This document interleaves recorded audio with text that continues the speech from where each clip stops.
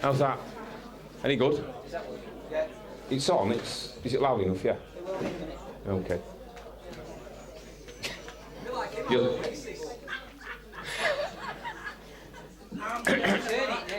Are you sniggering? Right, good evening. Nice to see some new faces. Thanks for coming. If you do have a mobile phone, if you'd like to put it on silent, please. Thank you. Right, a massive welcome to new tour speaker Todd Acamesis with What is the Nature and Purpose of Physical Reality?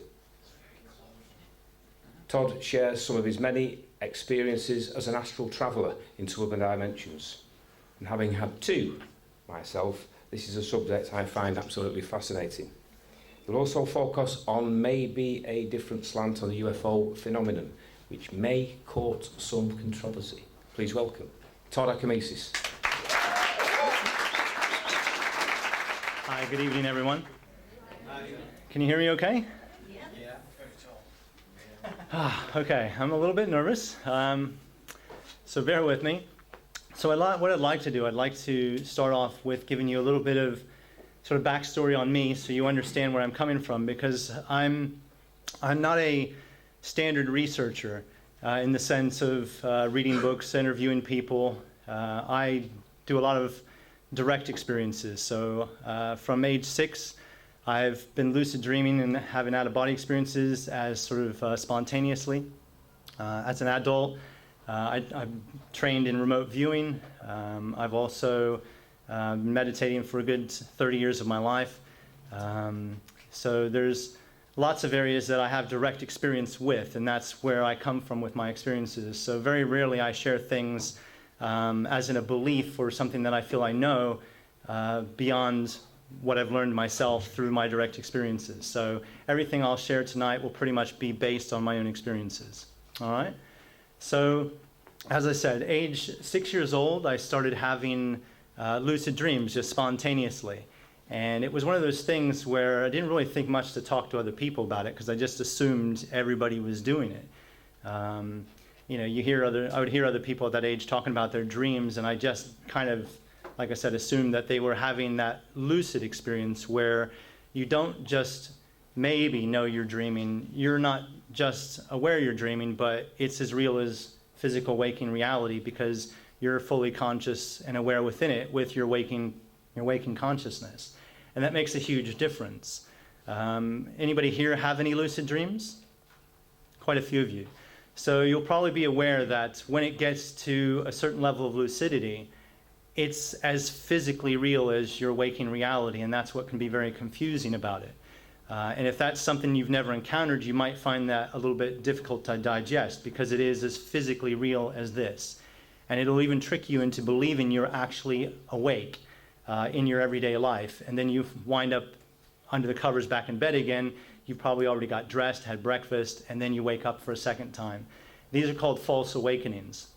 And you can have 3, 4, 5, 6, 7, 8, 9, 10 false awakenings in a row sometimes, which can make you sort of get very fearful, wondering if you ever are going to wake back into the world that is your grounded reality. So I'll talk a lot about false awakenings, because to me that's some of the evidence from my perspective that we're living in a mental construct, and physical reality to me is a rule set within one of these programmed realities.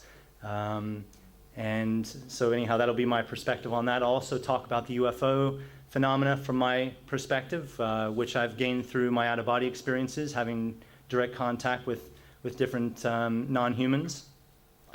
But I want to start off with those early day experiences, because I think that'll give you insight into who I am as a person. So, like I said, age 6, I started having lucid dreams, and within 3 months of that, I started having another type of experience, which I couldn't quite label, but I knew it was very different. And thankfully, I had my mother, who was very open to the experiences that I was having. She journaled those early years for me. So this is, so about 3 months in, I started having an experience which I didn't know how to label. I was 6 years old. I didn't have, sort of labels such as the out-of-body experience. But I knew what was happening was radically different from the dream state. And the differences were, even from a child's perspective, quite extreme. So with a lucid dream, I typically woke to the experience while in the middle of a dream. Whereas in this other experience that I didn't have a label for, I would usually either be woken from sleep with some very powerful energy phenomena, which again, I didn't know, I wouldn't call it energy at that age. So I'm articulating this now from an adult perspective. So I'd have very powerful energy sensations that would either wake me to full waking consciousness from sleep, or as I'm lying there in bed, going to sleep, or waking up between sleep cycles, I would have these powerful energy sensations, and then suddenly I would be standing in the middle of my bedroom, and I could actually see my physical body lying in bed. That never happened in the dream state. So when I was having lucid dreams, very rarely I would be in my own room. If I was during a dream, the dream state was usually very flexible. I could change things at will. In this other state, once again as an adult, labeling it the out-of-body state, it wasn't so flexible. You could still do things such as walking through walls in the out-of-body state, because you're not walking through a physical wall anymore. You're walking through the substrate, the energy layer of that wall, if you like. Whereas within dreams, if I walked through a wall that I thought was my house, and then I would suddenly be transported anywhere, because dreams change like that very easily. Whereas with an out-of-body experience, if I was to walk through a wall, typically I'd still be in the same location. So if I was in a bedroom and walked through an external wall, I'd then be in the garden. So I knew there was differences between these two states. And as a young child, I sort of just, recorded, like I said, with my mother, the experiences I was having. And this took place all the way up to age 12 before it started closing down. And I don't exactly know the reasons why it started shutting down, but it did. I kind of think it might have something to do with my development. I was the kind of classic black sheep. I've got 3 brothers who are not into this stuff at all. They didn't seem to have very unusual experiences, in those formative years. And so I kind of started getting to a point where my development, I think, was started to go in a particular direction, which, really isolated me.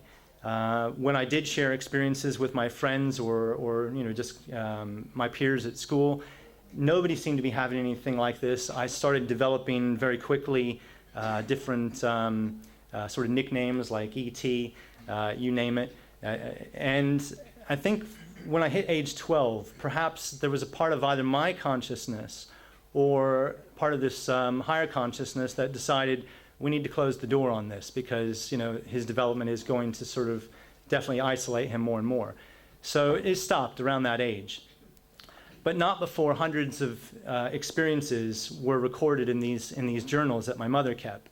And the out-of-body experiences in particular, when looking back on those journals now as an adult, are very interesting, very insightful. I was meeting a lot of the same characters again and again, or agents, whatever you want to call them. Some were human, some were non-human in orientation. And as a child, being sort of also having the dream stuff, it didn't really feel unusual. It just felt different. And it wasn't like it was something that I couldn't really get my head around, in the sense of believing that there's more to reality than just, what we're taught in school. There's plenty of sci-fi stuff going on at that time period. I was 7 years old when the original Star Wars film came out. Plenty of weird characters hanging out in the Star Wars canteen. So, it wasn't something that I was closed to. I was very open to this possibility. When I was 12 years old, like I said, all this started shutting down. And then for 2 years, although I'd maybe have the odd sort of psychic experience, telepathic experience, interesting dream experience, I didn't have any more of those out-of-body experiences, which is still at that age, I didn't know what they were. I just knew they were different. Then age 14, I joined the Boy Scouts, and we always used to meet in this church about a mile from my house. Me and the other boys would get there early, at least half an hour early sometimes, so we could play hide and seek before the scoutmasters came. So, it was just our bit of time for bonding beyond, being scouts.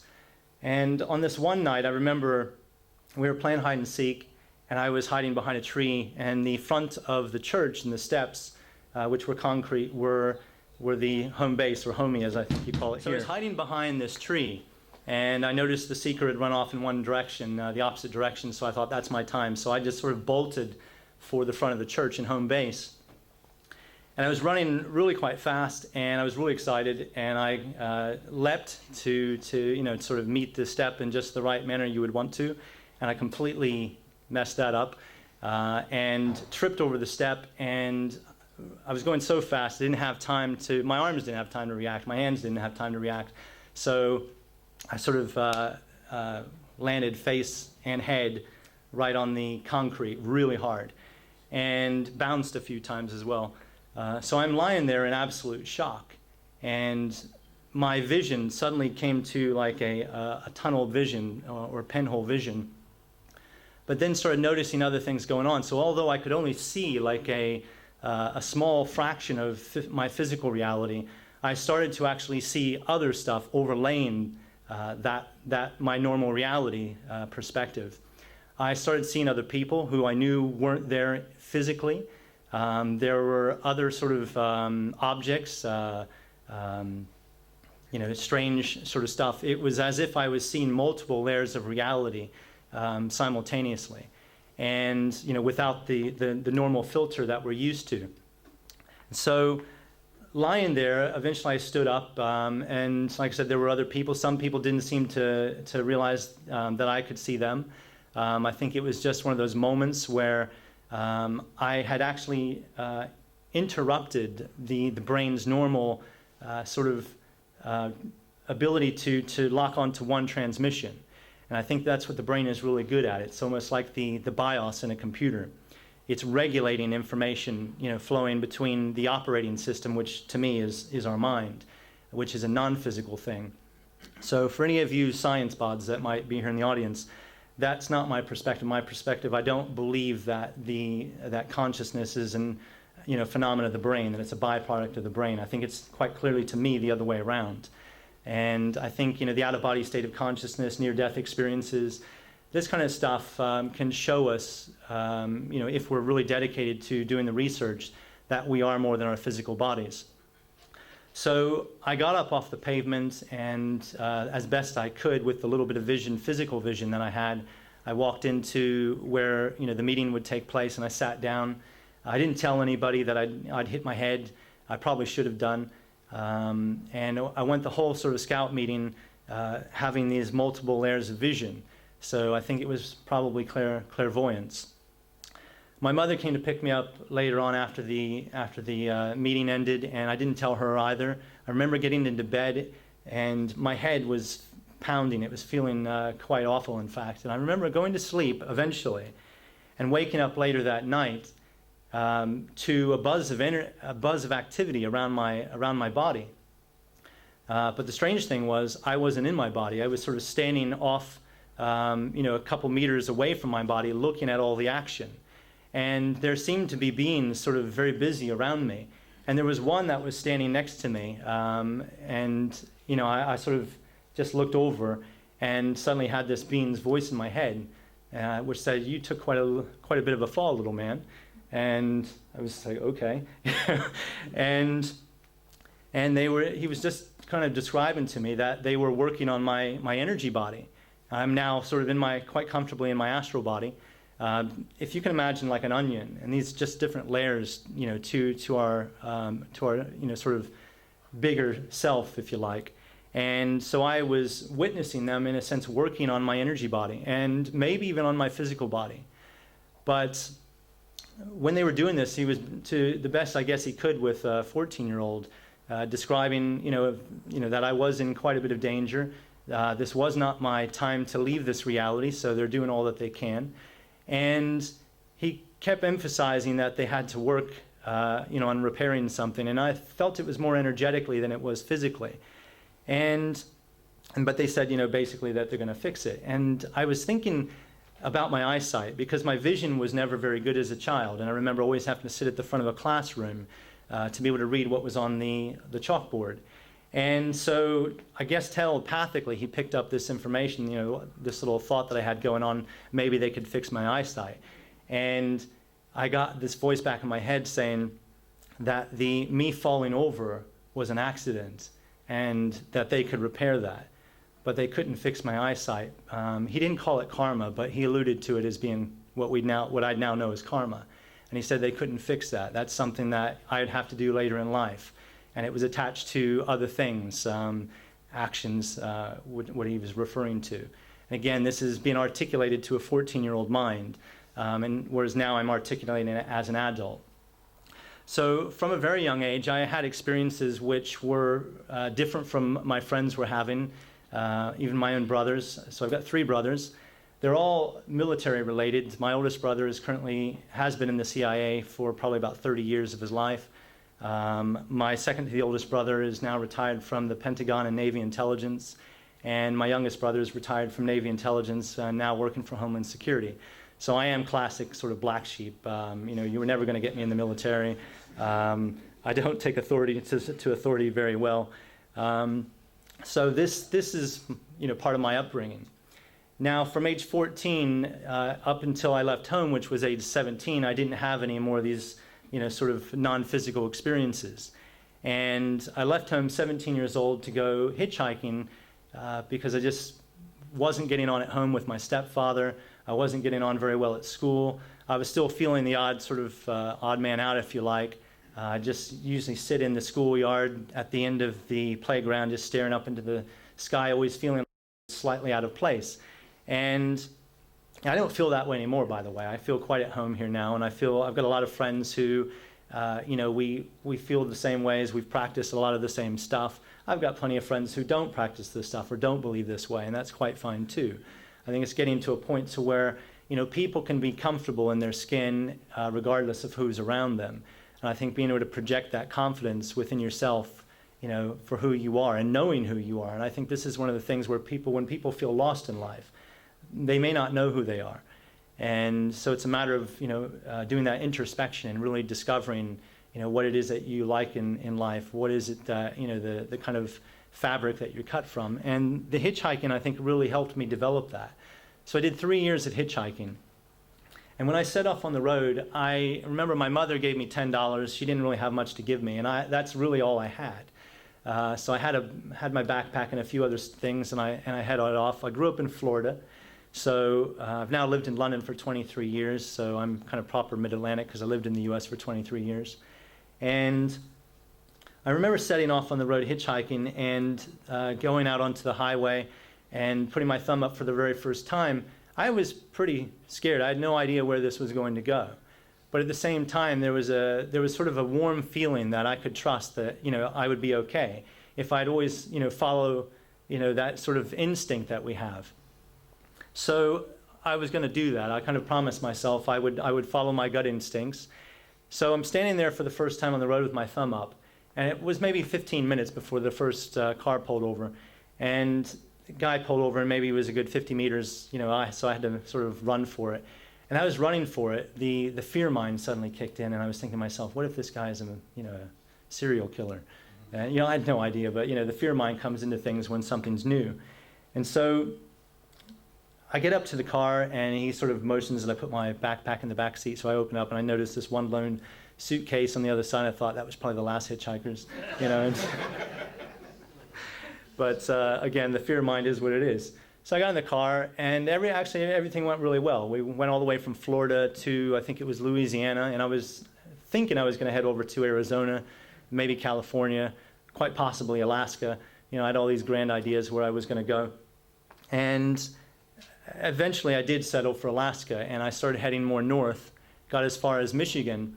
And being a classic sort of Florida boy, I had, sort of cut off jeans, tennis shoes, no socks, a very lightweight jacket. And by the time we got up to Michigan, which is borders with Canada, it was starting to get pretty cold.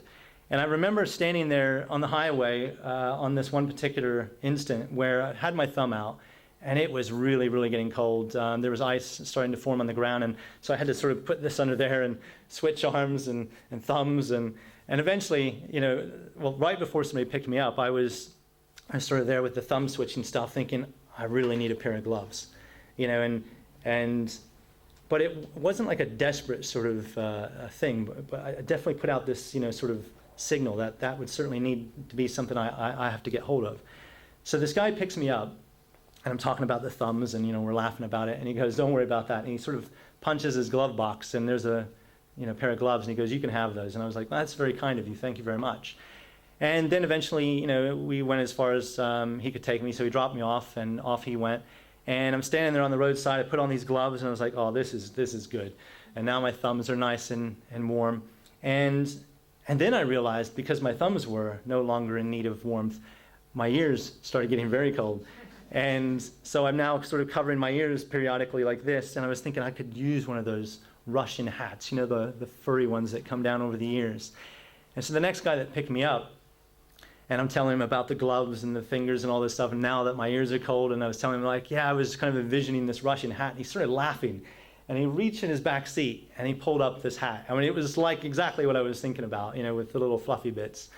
And so I thank him, and I get out of the car, and I put the hat on. My thumbs are warm, and my ears are toasty. And then I look down, and I'm thinking, what the hell, look at this. There's now snow on the ground, and I'm still in cut-off jean shorts and tennis shoes with no socks, and I could really feel the cold coming straight through to my feet, and it was very uncomfortable. The next guy picked me up, and he said, "Where are you heading to?" I said, "Alaska." And he looked at my shorts, and he was like, "Okay." And he goes, "Well, we're coming up to Canada. There's a youth hostel. I can drop you off there if you like." And I was like, "Yeah, that'd be great. Thank you." And I'd managed to keep hold of that $10 that whole time, just off other people's generosity, just the universe, whatever you want to call it. It was just, it was an interesting experience, just to come face to face with the sheer kindness in the world. Sorry, that's just to tell me what time it is. It's 8:30. So he dropped me off, and I went to the youth hostel, and it was $10. So, I was like, oh, God, I'm partying with it. But I was like, I haven't used it yet, so come on, just do it. And I had some food in my backpack, and so I sat down in the canteen, and I started eating. And then the manager of the youth hostel came over to me and was just making some small talk. And he was like, "Where are you off to?" And I was like, "Heading off to Alaska." And again, he's sort of looking me over. He's like, "You got any better shoes than that?" And I was like, "No, that's all I've got." And he goes, "There's no way." I mean, there was probably a good 6 inches of snow by that time. And he said, "Just wait here." And so I waited. And he came back a few minutes later, and he had these brand new pair of boots. And he said, "Somebody handed these in a couple weeks ago. If they're your size, you're welcome to them." And so I sort of put them on, and they were exact fit. I mean, it was just crazy. And I started to get the feeling that there seemed to be some sort of force, some sort of energy, some sort of presence or awareness that was looking after me. Now, I had a Christian upbringing, but I'm not a Christian man. I'm a spiritual man, but I'm not into religion. And I really felt, that strongly that I was being guided and I was being looked after. And I didn't know anything about synchronicity at the time. I didn't know much about gratitude as in sort of spiritual ideas. But I was certainly getting an education in this stuff. I did go to bed every night, and I still had that old Christian sort of ritual come in. I prayed every night. I didn't always know who I was praying to. I mean, Jesus seemed cool enough.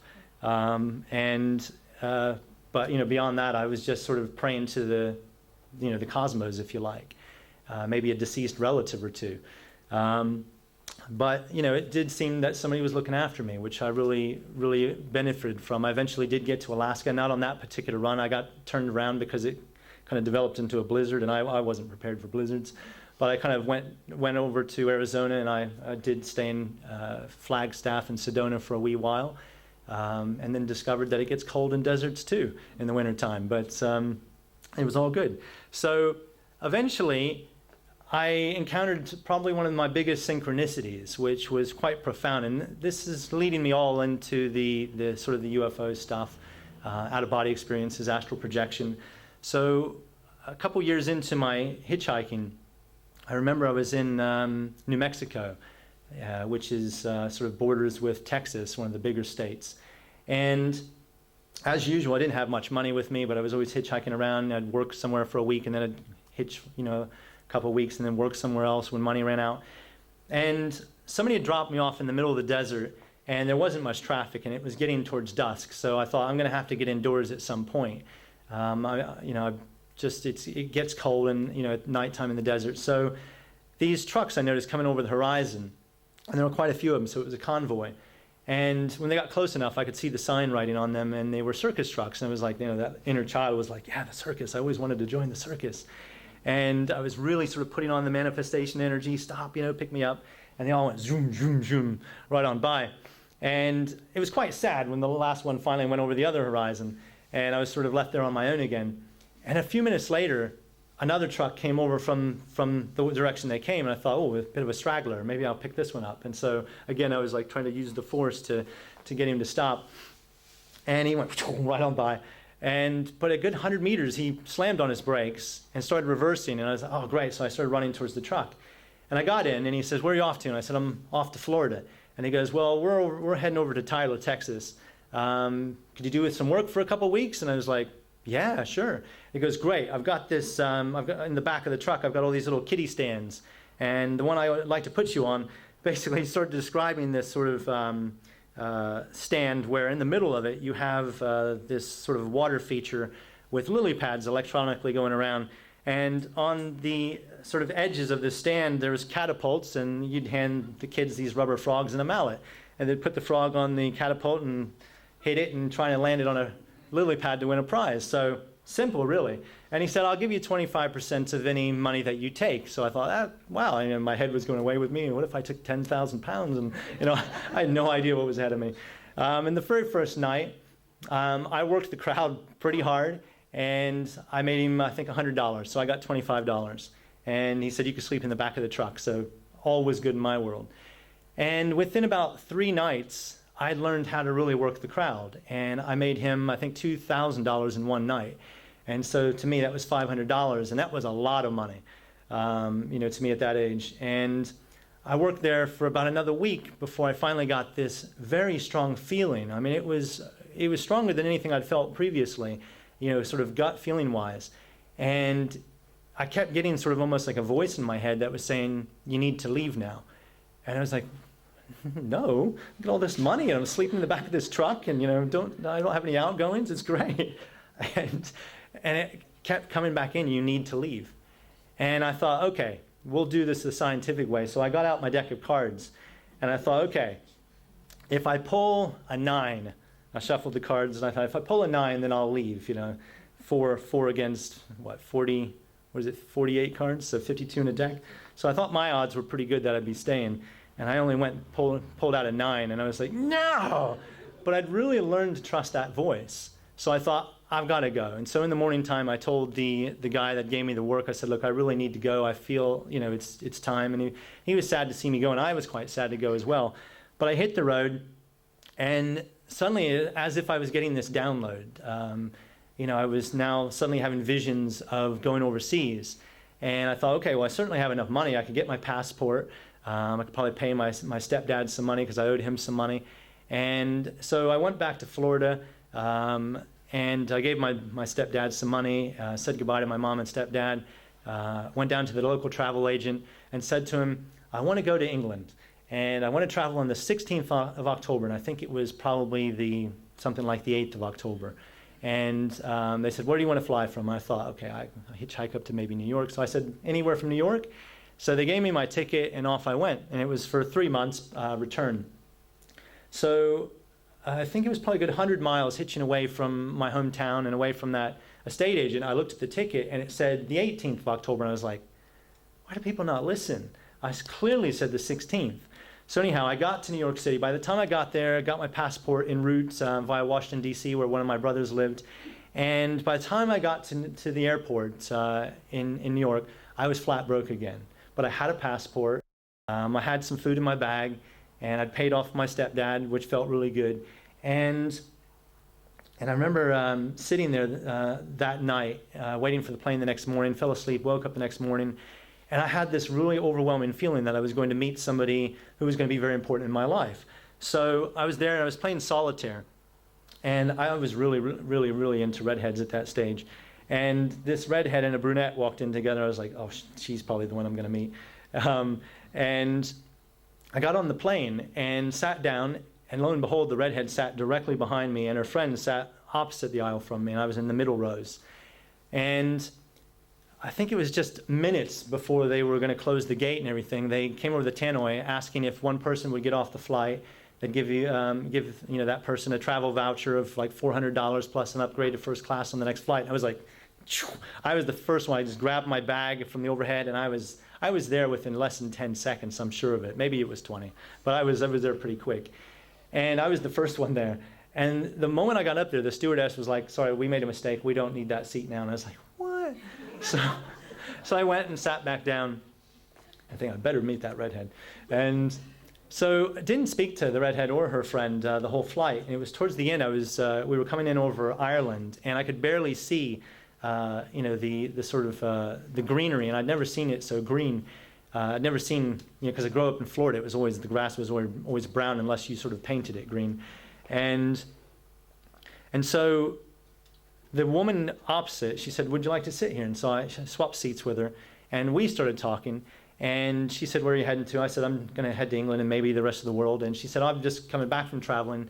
Do you have any friends over here?" I said, "No." She goes, "Well, I know what that's like. Here's my number." And I gave her my little black book, and she wrote her number in it. And we said goodbye at the airport and didn't get a chance to say hello to her friend. And then a couple weeks, I was hitchhiking around the UK, and I went to stay in Bristol, in the youth hostel in Bristol. And I got talking to a French girl, and we made a really good connection. And she said, "Look, I live back in London." And I told her, "Well, I'll be back in London soon." So she goes, "Great, let me give you my number." And so I got my book out, and she wrote her number right underneath this other woman's number. And I looked at it, and it said North Harrow. Both of them lived in this place called North Harrow. And I thought, that must be a big part of London. It's actually a tiny part of London, really small part of London. And eventually when I came back to London, and I looked up the woman that I met on the plane, called her, and she said, "Yeah, come on over, stay with me and my parents for a week or so." And I stayed for a week, and her and I started getting really quite close. And then I was there another week, and then we were very close. And I remember one day her dad, who owned this company, said, "Look, can you take these samples to this local company?" We were on the way to the shopping center. And we said, "Yeah, sure." And he gave us the address. And my now future wife, she was driving, and we stopped at this place, which we assumed was the right address. And she went indoors. I came back out a few minutes later with the package saying it's the wrong address. So we went next door, and she went in, came back out, says the wrong address. She went into 3 places, and it was the wrong address. Eventually, we thought we got the right address. I said, "Look, give it to me, I'll go in." And I took the package, and I went inside, and the French girl was sat behind the counter as the receptionist. And it was such a powerful moment for me, because it really hit me hard. I mean, I'd learned a lot about synchronicity up to that time, but I'd never seen it as like potentially like a GPS, like our car GPS. If you make the wrong turn, we've learned we can trust it. Once it recalculates and it says next left, we're going to turn. We're going to follow the instructions. So I really, in that moment, I had all these sort of flashbacks of, telling the estate agent I wanted the 16th. They gave me the 18th. Getting on board, and that moment where, I could have got off, onto the next flight and a travel voucher. But then when I got up there, they didn't need anybody. And it really made me think. It was like I was really being pushed, to stay on that plane. And even when I originally went to the travel agent for the 16th, and they wrote out the 18th on the travel bill, what did that? What caused that, to happen? And I thought, what if I would have got off the plane? What if I would have traveled on the 16th? I would have definitely missed my future wife, no doubt about that. But how would I have then caught up with her? Would I have still went to Bristol? Would I have still met the French girl? Would I then went to stay with her in North Harrow? And while in North Harrow, bumped into my future wife. So I think synchronicity, it definitely has, this GPS aspect to it. It connects all of us on all levels of reality. It just binds us together. And as an adult now, for the last 8 years, I've been running synchronicity walks. I think there's a few of you here, actually. Anybody here that's done a synchronicity walk with me? 1, 2, yeah, 2 of you from Manchester, I can see. So I have a meetup group in Manchester as well. But predominantly, I'm based in London, so I run these events in London. So Synchronicity Walk, learning all that knowledge that I learned while traveling, I've now applied in my everyday life. Because I feel this is one of those things. Synchronicity is like a cosmic can opener. It can really open you up, to seeing, realities within realities. You might believe in a certain way, And I think we can get belief system blindness, and we can stay in that place for a very long time because we surround ourselves with friends who think the same way. We read books that are, pretty much affirming how we already feel. And I think now and again, to break out of that, what now becomes our ordinary everyday reality, even if it is very different from the norm, we can get very blinkered. So with the synchronicity walks, I basically put up notices around London, spiritual bookshops, cafes, not so spiritual bookshops, anywhere I can really, with just a little message saying something like a date, a time, a place. I'll call it a synchronicity walk. Come and walk across London with your intuition as your guide, and then a few bullet points, things like magic around every corner, meet people at just the right place at the right time, and it usually 30 or 40 people will come out, sometimes a lot more, and usually half of the people have never met me before. And one of the first questions people will ask me is, what's the plan? And I said, well, I don't think synchronicity is like human consciousness. I don't think, it plays by human rules. So there's not really a plan, because even if we had a plan, it would have other ideas. So I would just pull out some dice from my pocket, and I said, this is the plan. We're going to roll these dice at every street corner, and we're going to let the dice decide which direction we go. So we're going to take all control out of our hands and put it in the hands of fate, chance, synchronicity, serendipity, whatever you want to call these phenomena. And so, once in a while, people sort of slink off, quietly, because they think, oh, I don't know this man, and I don't know where he's going to take us. But I think that's the fear mind for us. When we're operating in that fear mind, and quite frankly, I do believe that we're living in a parallel reality right here on Earth, and that we very easily can navigate between, this reality of love and this reality of fear very easily every single day of our lives. And the synchronicity walk I like to do on a weeknight right after people get off work, because they're going to be in a certain state of mind. They're going to be feeling in a particular way. Maybe they've drained of energy. And the synchronicity walk to me is an opportunity for people to recalibrate their way of thinking, recalibrate how they're feeling. And through the actions that we experience on the night, through the things that unfold, sometimes back-to-back-to-back synchronicities, which completely blow people's minds, forces them to have what's called an ontological shock, where they have to literally reevaluate or look strongly at their worldview. Because if you come out on a night like this and you don't really believe in something like synchronicity, and then you have some of the things happen that we do happen every single night we do one of these walks. And I'll give you an example. On one night, at the beginning of each walk, we roll the dice to get our group number. And we use the group number as a way for the universe to communicate direction with us. And we follow it like a breadcrumb trail. So on this night, we rolled the number 4. And we were maybe 15 minutes into the walk, and then we had another chance to roll the dice. We rolled the dice, and number 4 came up again on that occasion. And we were right underneath the number 4 bus stop. And like, in most big cities, most major cities, you have buses, that originate in, from the center and then go outwards in different directions. And so it was interesting that we made that connection with the number 4 bus route right then and there. So I said to everybody, well, that's quite a, good little synchronicity in itself, or coincidence at this point. And I said, if the bus comes within a minute or so, we should probably get on the bus. And as soon as I said that, the bus came around the corner. And so that was a synchronicity. Synchronicity is a meaningful coincidence. So to us, it had meaning because it was something we were just talking about, and we just rolled those dice. So the bus came, doors opened, we got in. I was the last person on. And I noticed as I was getting on the bus, it was starting to rain.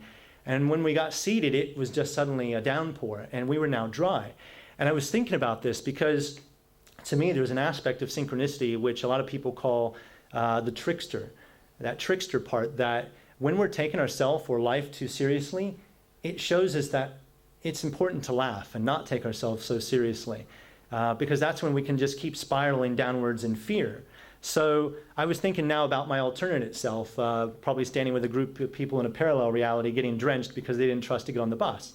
Because sometimes, the fear, like maybe, somebody gets out their wallet, like, I wonder if I've got enough money on my Oyster card or something like that. And, that fear can stop us from doing things. But luckily, everybody got on the bus. And I rolled the dice again to get to see how many stops we'd go before we get off the bus. And we rolled a number 9. And that itself, I could tell people were really nervy on edge now, because they're like, 9 stops is a lot, Todd. And you could just really, you could cut it with a knife, the sort of the energy of it. Thinking, I don't even know where this bus goes. says Waterloo, but okay, fair enough. But, it's a long way from where we were. And some people were probably thinking this synchronistic walk will probably stay local to where we met, so it's easy to get back, to the train. And so anyhow, we went with the flow. Ninth stop came. As we're getting off the bus, it stopped raining. It was, again, perfectly synchronized. And that itself really sort of made people think, that, we're now dry because we trusted, this inner guidance. And so we get off the bus, and we notice a sign standing, about to where that light box is. And, the sign said, "Wait here for further instructions." We were like, holy shit. So we did. We waited. And we were standing there, and only for maybe about a minute before this black cab driver pulled up, and his passenger gets out, and he sort of looks at us, and we sort of part, and he can read the sign, and he sort of chuckled to himself, and I kind of wandered over to him, and I said, "Look, we're not tourists. We don't want to go to Buckingham Palace. We're kind of just randomly walking across London. We're rolling dice, and we're just having a good time. Could you do me a favor? Could you point in a random direction without even thinking about it?" And he did. He was just like, pointed this direction. And we thanked him, and we followed the direction. Once again, any kind of mechanism to release control, even subconsciously. Because I think when we control things too much, we can get in our own way. Because our preferences, our assumptions about reality.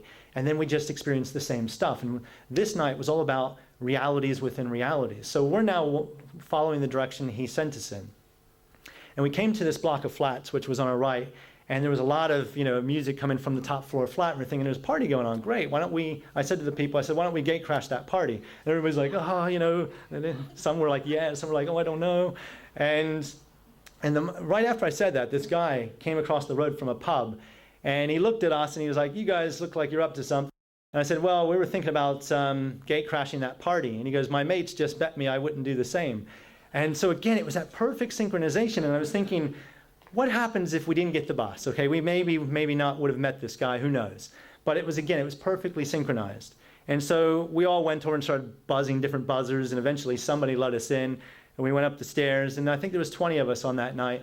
And we knock on this top floor flat, and this guy opens up the door, and it was just like classic. He's kind of reefer, and he's like, yes. And I was like, we've been rolling dice all night. We were on this bus, and a sign that read, "Wait for further instructions." And then we heard your music, and we buzzed ourselves in, and we're here. And he was like, just stared at me, and he was like, "Well, come on in." And so we all come in, and we just partied, it was great. But because we really let go in that way, it was a very powerful experience for all of us. And it was one of those things where people messaged me days later. And I remember one in particular, this woman messaged me saying, "Todd, I'm actually right now, I'm sitting at my desk." So she sent me this email. "I'm sitting at my desk at my job. I haven't done my job all day today. It's about, I'm just about to go to lunch." She goes, "I don't know what to do. I feel lost. I feel like, you put something in my water last night, and, everything's changed, and I don't know what to think about reality anymore." And I think that's a good thing for all of us. I think it's a healthy thing for us to now and again, see that there might be more than what we thought there was. And I think we all can get, no matter how deep down the rabbit hole we think we are, this isn't a rabbit hole, it's a rabbit warren. I mean, it's just sort of tunnel after tunnel. It's endless. So I'm now almost 47 years old, and I've been doing this stuff for quite a while, and doing the synchronicity walks for about 8 years, and I wondered, how far can I push this stuff, these ideas of synchronicity? And so when I lived back in the States and I was hitchhiking, and I used to hold up my little hitchhiking signs, if I was going from Florida to, New York City, I'd hold up a sign that would say New York City, because you'd want to get a long haul lift. You wouldn't want to get a bunch of little, rides, going just local, because they could sometimes drop you off in the most awkward place, and then you may not get a lift for a long, couple hours. So, you'd want a sign to where you can maybe at least go one state with somebody, so a couple hundred miles, if not 1,000 miles at a time. But I think it was about 10 years ago over here in the UK. Like I said, I've been here 23 years now. I started getting this bug that I wanted to go hitchhiking again. And so annually, I started going hitchhiking again for 2 weeks. I'd just take my passport, I'd take my bank card and a backpack about the size of my backpack that I've got tonight. And I wouldn't have any direction in mind. I would just go. I could wind up anywhere. I could be in Australia. I had my passport. It didn't matter. And the idea was I just wanted to, throw myself out there, pure experimentation, if you like. Where can this go? Where can this take me? And so people would pull over if I didn't have my sign up, and they'd pull over and they'd say, I'd roll down the window and they'd ask me, where are you going? And I'd be like, where are you going? That might have been strange, but I then thought, you know what? I'm going to start holding up signs, but not like the ones where I'm going in a particular destination. Like maybe I'll write something like the astral planes. Now, you may not understand that term. That's the astral planes is just like what religion would say is the afterlife or heaven. And I thought to myself, okay, not everybody who's driving past potentially is going to know what that is. Most people won't. So I might stand on the roadside for a while. But I thought, you know what, that's okay. Because I'd rather have somebody pick me up to where we could go really deep very quickly, conversation-wise, instead of somebody picking me up and let's just talking politics or football or whatnot. I mean, those can be interesting subjects, but I was really looking for depth and for interesting characters. So I held up this sign, the astral planes, and I was just south of the M25 in London, or Greater London at that point, and this guy pulls over and he rolls down his window and he goes, "Are you trying to get to Gatwick Airport?" And I was like, "Gatwick, how?" I was like, "Oh, planes." I said, no, different type of planes. And I just felt, no, this isn't the guy. So I kind of just waved him on and said, no, I'm happy, I'm okay. And he drove off. And then this other car pulled over, and it was this young guy. He was about 20 years old, and sometimes you just know. And so I got in. I said, yeah, this is it. So I got in. And, we're just introduced ourselves, and we're chatting away, and he's like, oh, I'm heading down towards Brighton. And I was like, yeah, I was heading that way too. And I wasn't, but it didn't matter. And so he then asked me what I do for a living. And I was like, well, I thought, I'm not going to talk about out-of-body experiences and teaching that stuff. That's too much for most people. So I thought I'll start with the dream stuff. So I said I teach people how to become conscious and lucid within their dreams.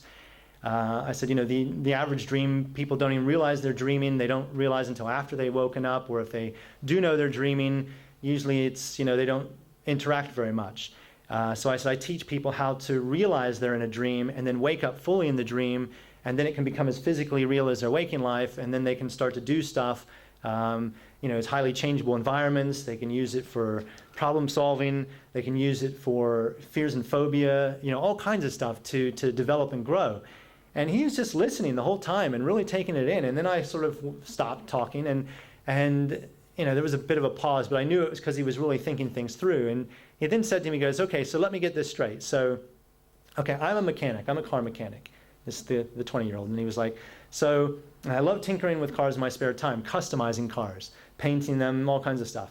And he said, so if I get good at this lucid dreaming, could I then start to customize cars while I sleep, to develop ideas and he was really picking it up quite fast on what could be done. And I said, yes, it'll take a lot of practice, but it can get there to the point to where every now and again, when you become lucid in a dream, you could accomplish tasks like that. Maybe not every time, but even when you get lucid in the dream, it's great just to explore what was already there, because that was your subconscious mind generating that, or maybe something else. And it's interesting just to explore what was already there.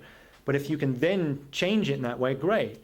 So then we went silent a little bit more, and then I started explaining how to do it, and I sort of got to the edge of to where you come into the gray areas of lucid dreaming, to where maybe you share a dream. You have a dream with a friend, and then you wake up. 5 minutes and then a break? Yeah. Oh, yeah, sure. And yeah, that's perfectly timed. So, and so, he's like, yeah, no, I was telling him about, the things like, I once had a dream with a friend, just thought it was a dream character, and we were doing certain stuff, and I woke up and got a text from a friend saying, just had this cool dream with you in it, Todd, we were doing this, and I was just like, whoa, that was exactly what we just experienced.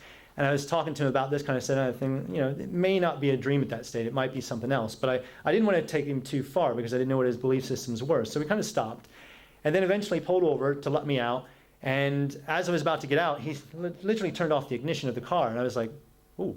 And you could really tell, it was like, he had something he wanted to say, And I just knew I had to just wait, because it's like kind of like a surgeon. You can't open people up and then just sort of walk off. So I thought, okay. And eventually he spoke up and he was like, I've worked at the same place for a couple of years, at the same, mechanics. And I've never once asked my boss if I could go home early. He said, I did that today. And he said, would I have still met you if I wouldn't have got off early? I mean, he floored me with that question, because that was quite deep. And I said to him, I said, I don't really know. I'd like to think we would have still met because it's been a good conversation. And he said, I would normally go home now and I would take a few beers out of the fridge and I'd sit down and play Xbox. And he said, I don't feel like playing Xbox. I said, I've never had a conversation like this. My friends and I wouldn't even know how to have a conversation like this. And it was really, you could tell it was such a profound experience. And it was for me too, because it was one of those moments where, when you hear people say, I woke up, I was there when this guy was really getting that reality might be a lot more interesting than what he was conditioned to believe. And I gave him my business card and I said, look, if you need to talk to anybody, if things start happening on a regular basis that, really confuse you or bring fear or even something opposite, like, really, brings out something profound and deep, you can call me, we can talk. And, he thanked me and went on his way. And that hitchhiking trip, I only went as far as the UK on that particular year, but it was fascinating, the people that picked me up because of that sign. It was like giving them permission to talk about, stuff that they normally wouldn't talk about. And, I really loved that. So yeah, let's take a break. And when we come back, I'll start talking about, the ET phenomena that I've experienced, some of my out-of-body experiences, and why I think that this is perhaps a mental construct, and the evidence being lucid dream based. So, but thank you. Yeah, let's take that break. Good evening again. If you want to stay in touch, I've got some business cards here. I'm going to just put them back over here. I think there's probably enough. This, by the way, I might get a chance to talk about. This is Pandora's Star. It's my company that develops this. It's a very powerful brainwave stimulator. You would basically sit about half a meter from the device with your eyes closed, and we can go from any brainwave state from 0.1 hertz all the way up to over 200 hertz. The average brainwave sort of speed is 18 hertz during waking sort of consciousness. So, that's like flipping a light switch on and off 18 times per second with the brain sort of firing electrically from back to front. So we can get this up to over 200 hertz. We can do anything from managing well-being states from, if you're stressed, anxious, or depressed, this can get you out of that state. If you want to train your brain, this is great for cognitive enhancement. At 40 hertz, we can sustain a frequency to when just as little as 6 weeks of using this on a regular basis, you can get a bump in brain processing speed by about 8% over a course of 6 weeks. That's quite a lot.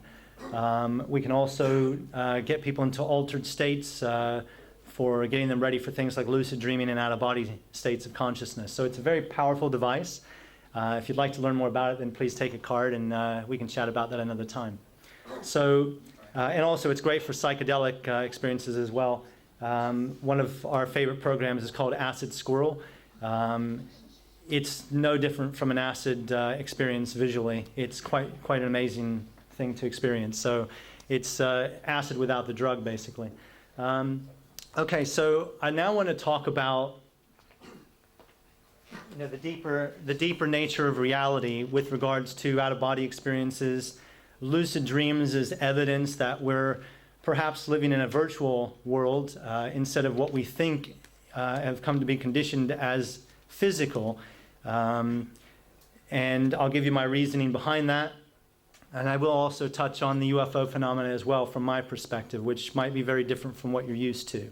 So let's see how it goes. So from my perspective, the physical universe and your experience of it is an illusion. It's a virtual reality within the actual reality of your consciousness. So the reason I've started thinking this way is because of the last 12 to 13 years of my practice. So age 35, around age 35, I'm sure it was 35, I started having conscious out-of-body journeys again. And this was because I started to induce the experience myself, initiated the state through meditation practices, learning everything I could to initiate these states. It took me a year to open that doorway to other realities again, like I used to experience as a child. And that was almost with daily dedication. And I think that was only because I was learning from scratch and I didn't have anybody teaching me. I can usually teach people to have an out-of-body experience within a couple of weeks if they're really, dedicated to the process. And some people a lot quicker than that. It just depends on the person. Most children under the age of 8, you give them a little bit of training and they'll have an OBE perhaps the first time they try. This is just something that we're open to as children, and it's something that we become more closed down to without the proper support from our family, our friends, and society at large. So age 35, I started dabbling with this stuff, and I actually got a program from the Monroe Institute called the Gateway Experience. It's a set of 18 CDs to where you can learn various things like remote viewing, the out-of-body state, deep meditation, all kinds of different things, energy practices. So I used those tracks for about a year in conjunction with sort of a meditative state. And it was about a year into that practice when I got a book called Adventures Beyond the Body from a chap named William Bowman. Combining his techniques with using that sound technology that I was using, I was able to start initiating that state. And my first out-of-body experience as an adult only lasted for a few minutes, but it was quite a profound experience, enough to really get me dedicated to push the boundaries more and more. So within a couple of weeks of initiating that first out-of-body experience, I got to the point of having 5 out-of-body experiences in 1 week. And that was from just basically lying down on a sofa or sitting down in an easy chair, using some particular techniques to learn how to become aware of state markers, altered state markers. So learning the difference between what feels physical, as in my physical body, and what feels real beyond the body. And there's certain signposts that if you could start to become aware of them, then it becomes easier to start to move into that in-between state and then into other reality states, other dimensions of reality. The way I now view reality is vastly different than I did 12 years ago. When I first started having these out-of-body experiences as an adult, I didn't really understand the Earth-life system in particular. And that's a good starting point because that's pretty big. And when I say the Earth-life system, I'm talking about the physical Earth plane. I'm talking about the intermediate levels to where sometimes religion might refer to as limbo states. I'm referring to the astral planes, which have corresponding realities to physical reality. And then on and on and on. And then, if you like, this human consciousness is just one reality amongst perhaps trillions from what I'm now learning. And I'd like to share as much as I can tonight. And I would like to be able to take some questions as well. So I'm going to hope to leave at least 20 minutes for that. So the lucid dreams also started coming back, and they started intertwining themselves with the out-of-body experiences to the point to where when I started having what's referred to as a false awakening. Has anybody ever heard of a false awakening?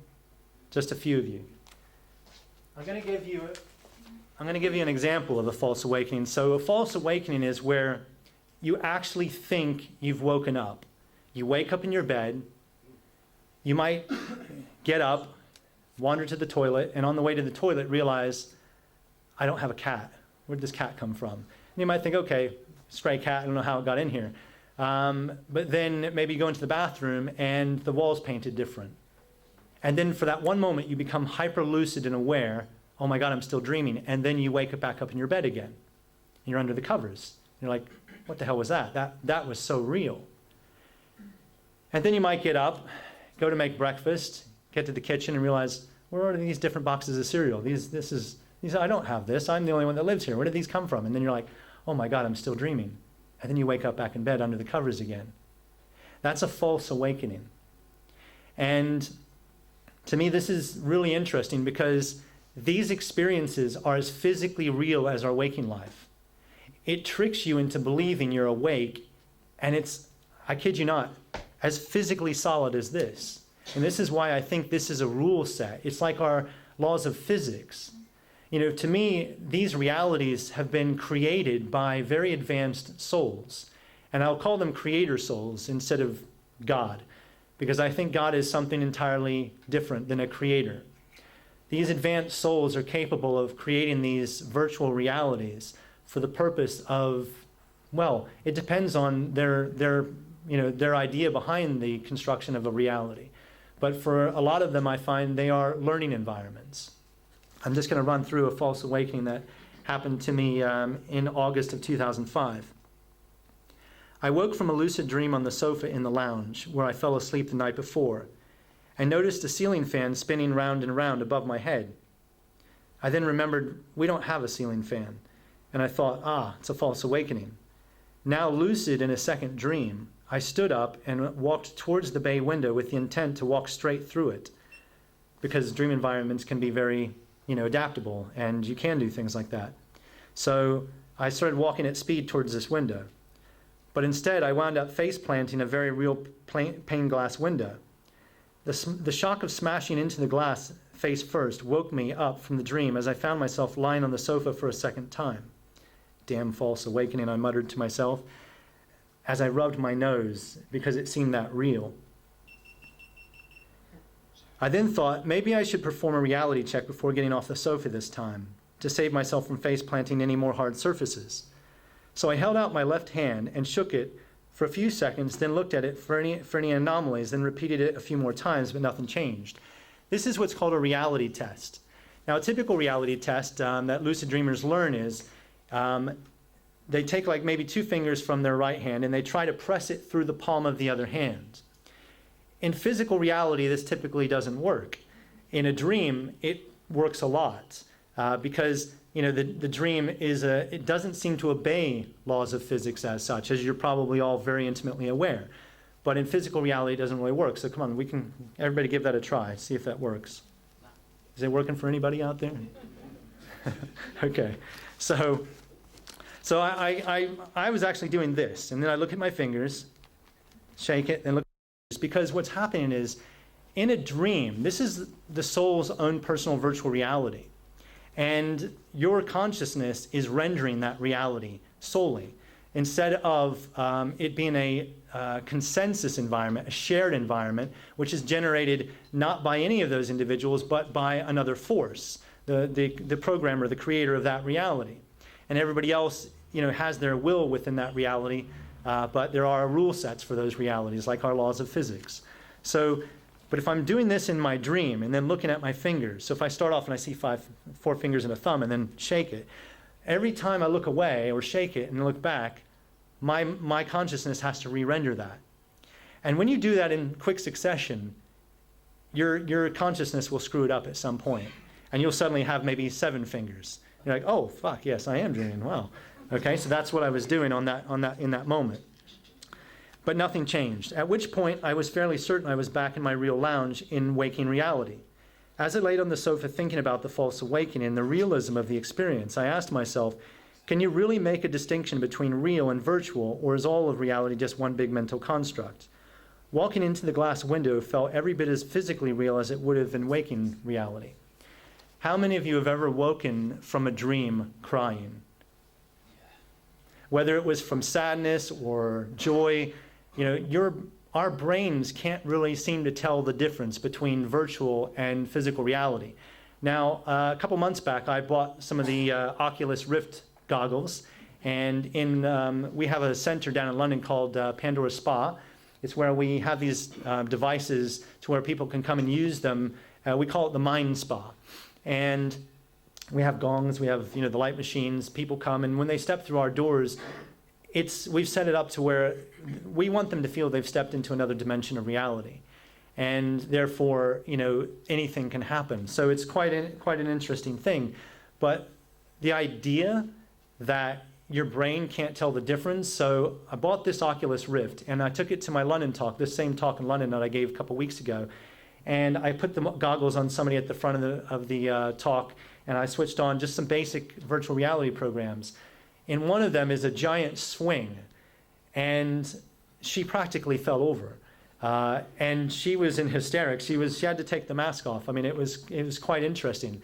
The mind cannot tell the difference. And in these other realities of things like dreams, so this is the way I now view reality. I see this one big energy field. And I see that as kind of like, and these are just metaphors. They're just a symbol or an idea of reality. They're not necessarily reality. It's just a metaphor. So you don't need to get too caught up on my metaphors if they're different from yours. So the way I see this multidimensional universe, or the all that is, this one big energy domain, I see it as an infinite frequency domain in a sense. And I think when souls develop enough ability within this bigger consciousness, they can actually start to create their own virtual realities. I think every soul has on board a receiver that it can receive transmissions from these various realities that it can tune into and then become part of, like we are in this incarnate human experience. I also think the soul has an inbuilt virtual reality generator. Therefore, it can generate things like dreams on the fly. So within this infinite frequency domain, I see that, there's also perhaps a soul will create a space aspect of that, so a space domain within that frequency domain. And within that, you can compartmentalize it and have different time domains within that. So therefore, you can have physical Earth that operates at one particular, sort of time zone, if you like, in comparison to time zones of the astral or time zones of the higher planes of consciousness, or alternate realities, in other systems. So like with physical Earth, we have all of these telecom signals we have from mobile phones. We have Wi-Fi signals. We have TV and radio signals. All of them are jumbled within the same space-time domain, but they're all distinct within the frequency domain. Therefore, although they're a jumble, they're not all coming across that way to us, because all of the telecoms companies, the radio and TV stations, have agreed to use different frequencies. And this, to me, is exactly how the multidimensional universe is. We have this one big frequency domain where these advanced souls and these creators are creating these virtual realities that operate on different distinct frequencies. And they can literally occupy the same space, but are, a distinct frequency within that space, and can have a particular time domain as well, to give a sense of, something different. So this is now how I view reality. And I see that there are literally trillions of these realities. Sometimes you hear within, even ancient sort of spiritual texts, things like, there are 7 dimensions, and within those 7 dimensions, there are 7 subdimensions. I think they're exclusively referring to the human Earth life system. They're referring to the physical plane and corresponding non-physical planes, which are just as physical as these planes, but they're high frequency physical realities versus this lower frequency physical reality. If you've ever had an out-of-body experience near the Earth plane, so you're in what's called the real time zone, a classic out-of-body experience where you suddenly feel like you're in paralysis and you're floating above your body. Suddenly you look back and you can see your body. Maybe you go to touch it and your hand goes right through it. You're no longer in that time domain. You're in the same space domain, but operating on a different frequency in a different time domain now. So the interaction is not quite the same. It's like the radio signals around us now. They're interacting with us, but we don't as such tangibly sort of touch them in a sense. We have to tune into them.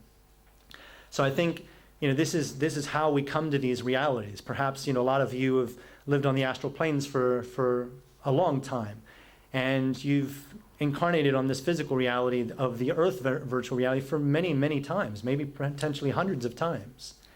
And, when you have dreams at night, or when you have unconscious out-of-body experiences, your soul, your energy body, your energy is tuning into other realities naturally. This is what it does. It naturally, effortlessly, easily can tune into these other reality states. The difference is, because of a lack of training from childhood, we're mostly oblivious to it, completely, in most cases, unconscious to the fact that we're living double lives when we fall asleep at night. If you've ever had a reoccurring dream, whether it was as a child, especially as a child, because as a child you were closer to where you came from, and you weren't quite as closed down as what you might feel you are now. You might have had reoccurring dreams of the same place, the same environments. That could have been a sign of another reality, your home on the astral planes. Doesn't that make sense? If you have an essence that will survive death and precedes birth, where did it come from? It had to come from somewhere. So it would only make sense that you probably already have a home or several homes in other realities that on autopilot while you sleep at night you visit automatically. It's just how reality seems to be from my perspective. I don't think it's unusual for any of us. I think because of our heavy conditioning and because of the state of our energy body, maybe not all of us go very far because it needs to have some tuning done to it. I think for a majority of us, without that tuning, what happens is when we fall asleep at night, because our energy body, let's say the energy part of us that has that classic 7 chakras, the primary chakras, the major chakras, and then we have primary chakras, we have smaller micro chakras, we have hundreds, if not thousands of, these little vortices throughout our energy field. And I think what happens for most of us, we get into a state to where, because we don't focus too much on our energy, clearing the energy in the sense of clearing out old programs, which is just conditioning, ideas, belief systems that create a limitation within us. And I think over a period of our lives, that builds up to the point to where maybe we're not even remembering our dreams very often. And if we're remembering our dreams, we're remembering fragments at best. Some of us, yes, you're probably having very vivid experiences, very real experiences, but this isn't the majority of people. The majority of us have really got into a slumber in regards to these other realities, who and what we really are beyond just this physical body. We're not just a single being in a single body, in a single world, in a single universe. We're much more than that. So I think for a majority of us, when we fall asleep at night, the energy body at best comes up and it comes out of sort of alignment with the physical body. And it is already in one of those other time domains, but it's energetically connected, intimately connected to the physical body, which is occupying the same space, but is in a different domain itself and sort of very intimately connected with it. And it just sort of hovers when we're in sleep above the body like a helium balloon. The energy field sort of opens dependent on your energy state to collect energies from that etheric reality state. It starts to gather in those energies because those are vital energies for the physical body. And I think dependent on that state of the energy body is equal to the state of your physical body. So if you feel that, this is for you want to explore this stuff more, then there's some simple practices that we could talk about to where you could start to expand your awareness beyond physical reality once again, because at some point you're going to make that physical transition of death. And I think taking holidays, whenever we take holidays these days, what do we typically do? Before we go places, we check them out online, do we not? We go on the internet, we see what their rating is. Oh, that's 5 stars, that one's 3 stars. We check out the airlines that way. We check out the local areas, the regions that we fly to, the pool, the bar. We check out all that stuff online. If we could do that in the same way before physically leaving here through death to visit these afterlife environments, wouldn't that kind of be a good idea so we could sort of get our bearings to where we might want to go after we die? Because if there potentially are trillions of environments across this multidimensional expanse, and maybe certain environments that, yes, you will be on autopilot to when you die and you will find yourself back in, it would also be nice to be able to navigate to those other levels, to be able to just refamiliarize yourself with what's there. Some people, I think, when they hear me speak, might believe that all I do is lie down on my sofa all day and visit other realities. That's far from the reality. I reserve this mostly for when I sleep at night, which is a natural time to do it. I don't need to do it in the daytime. I've got things to do like you do during the daytime. I've got, food to put in my belly and, clothes to put on my back, and that means I have to have a job. I have to work. This is what I pretty much do, but this is still my work. So if you could visit these places, I think it's a very wise thing to do. And I think, to be honest, even if this isn't your last physical incarnation, it's going to come a time when it will be. You will not remain human forever. At some point, you will graduate this system and you will move beyond the human domain and you will move into one of these other virtual reality systems that's beyond human consciousness. Maybe a few of you already feel that you've come from, places beyond human consciousness. So you hear people say things like star children or star seeds. There are people who feel this is not their only lesson. They're not just learning, what it is to be human, but they've had other experiences too. And if you think about grays or other ET consciousness, these are some of those other trillions of reality systems that exist out there that we are connected to. This is one big energy domain, and we are all connected, through this system. Okay, so take you down the rabbit hole a little bit deeper. So another lucid experience I had, April 2007. Woke up from a dream with some lingering imagery. Although I had a strong awareness of my physical body, I kept my eyes closed in the hope of using the imagery to transition into a lucid dream state. After doing some deep abdominal breathing, the imagery became very vivid as I found myself standing in a steam-filled room. Now, this was interesting. I literally had just woken up from a dream, and I had my eyes closed, and there was lingering sort of imagery. It was just what we call the hypnagogic state. The hypnagogic state is as we go to sleep at night, so on the onset of sleep.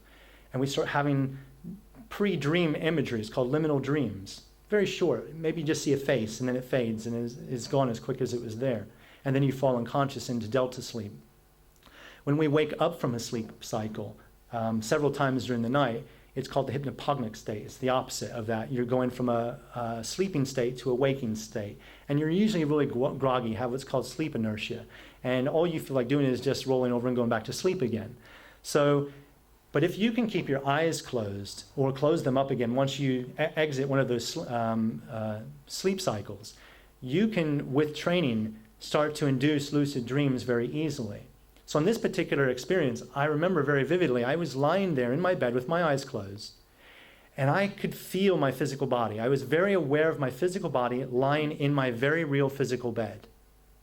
And with that imagery in my mind's eye, with my eyes closed, started playing around with it mentally, trying to construct it and move it and shape it.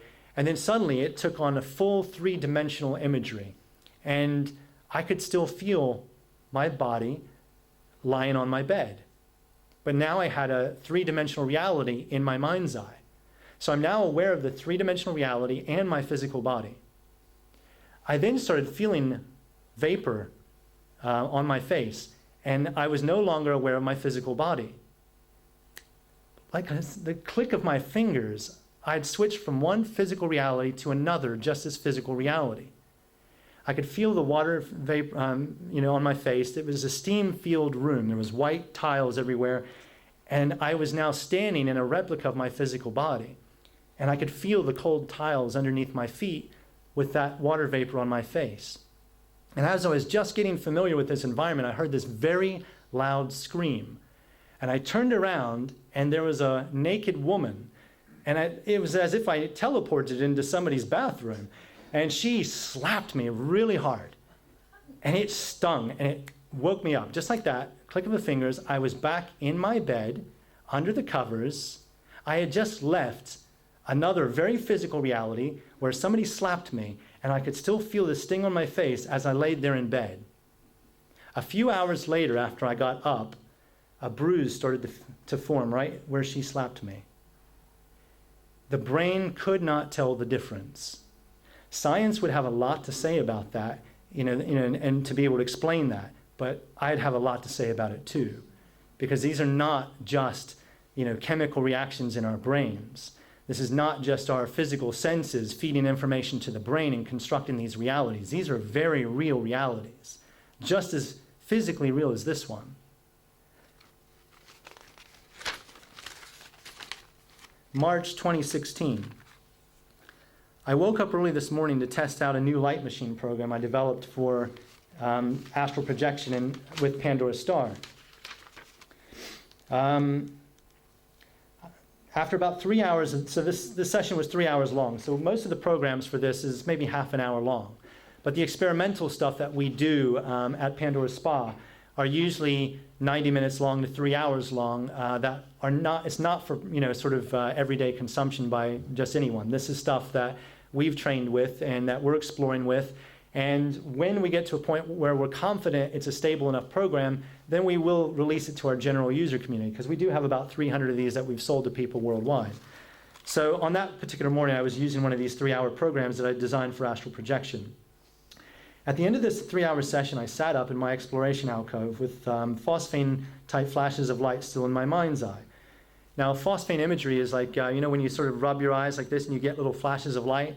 This is like information in the visual pathway between the retina and the thalamus in the brain. So I sat up in my exploration area, saw these little phosphane imagery, which was pretty normal phenomena after a Pandora Star session, considering the visual pathway has just been highly stimulated by the LED lights. To ground myself, I decided to leave the houseboat. So I lived on a houseboat last year with my partner, and I decided to leave the houseboat and take a walk in the local woods. As I walked, the flashes of light became brighter and brighter to the point of obstructing my vision and ability to safely navigate without bumping into trees. As I walked, the flashes of light became brighter and brighter to the point of obstructing my vision and ability to safely, I think I just read that. In a panic, I shouted out, "I don't want to hurt people with the lights."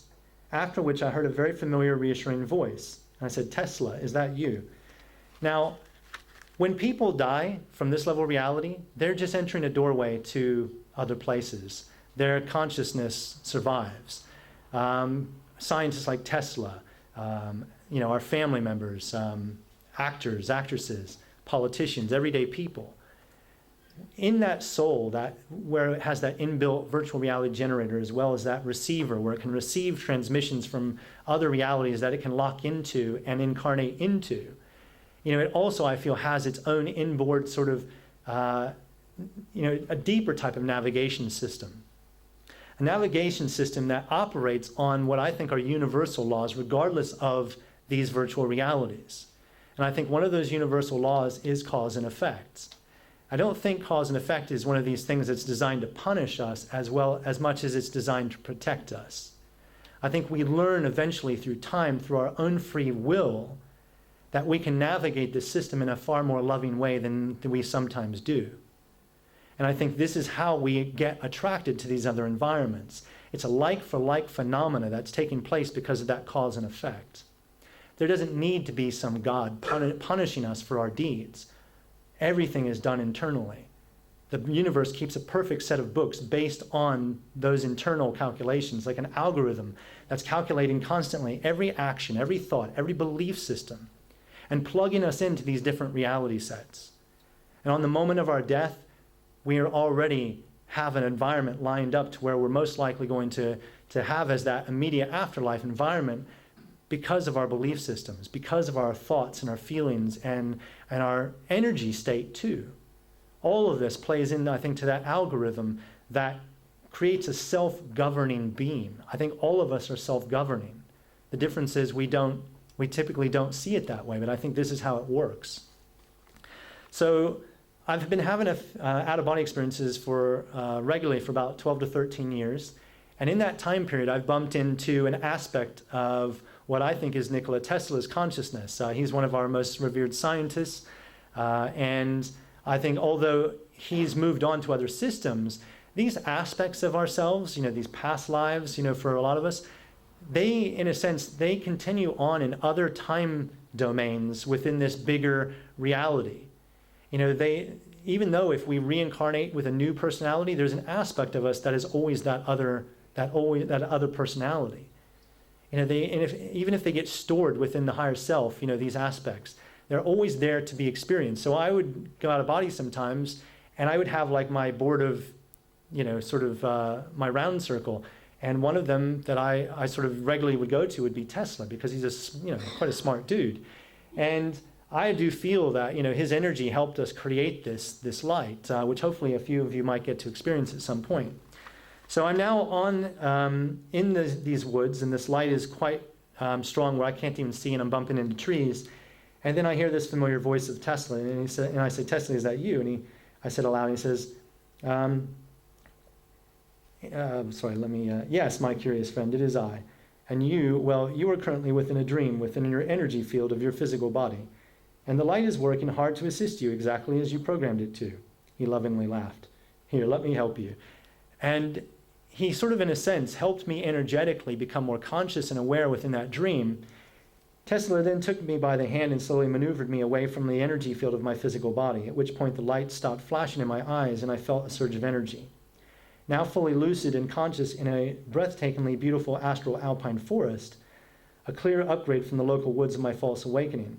And then we had this nice little conversation, which you can have with any of your deceased relatives. You know, they live places in other realities now. You know, they go somewhere after this.